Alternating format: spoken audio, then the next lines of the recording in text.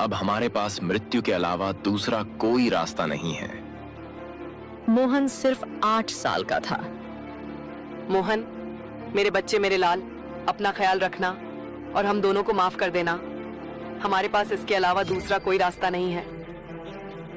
इतना कहकर कविता और रामू दोनों नदी की ओर जाने लगते हैं। कुछ देर में वे दोनों नदी के पास पहुंच जाते हैं। कविता, घर में कुछ छूटा तो नहीं है? नहीं जी, घर में कुछ भी नहीं छूटा है जिससे मोहन को पता चल सके। इसके बाद मोहन सेठ धनीराम के खेत में मजदूरी करने लगता है। दिन भर वह मजदूरी करने के बाद सेठ धनीराम मोहन को सिर्फ रात का खाना ही देता था, और वो भी सिर्फ 2 सूखी रोटियां।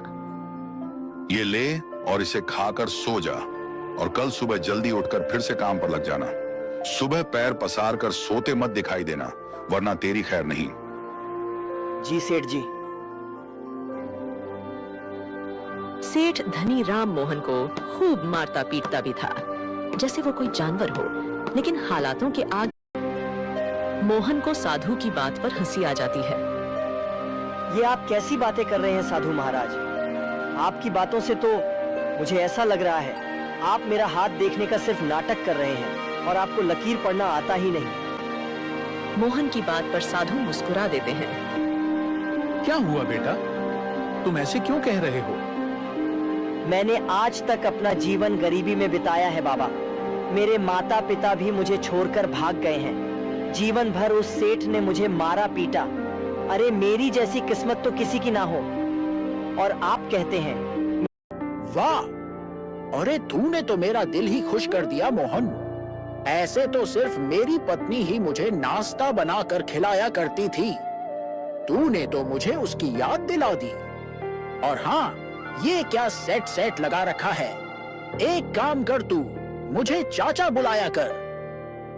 हीरालाल की बात सुनकर मोहन को बेहद अच्छा लगता है। वो खुशी से कहता है, ठीक है हीरा चाचा। इसके बाद तीनों नाश्ता करने बैठ जाते हैं। नाश्ता करने के बाद मोहन हीरालाल से कहता है, वही होगा इस राज्य का राजकुमार। मोहन ये सब सुनता है और उसे विश्वास नहीं होता है कि तभी उसे साधु की बात याद आता है। क्या हुआ बेटा, ज्यादा सोचो मत। अब तुम आ गए हो ना, अब सब कुछ सही हो जाएगा। इसके बाद मोहन अपने पिता राजा विक्रम के गले लग जाता है। दोस्तों, कहानी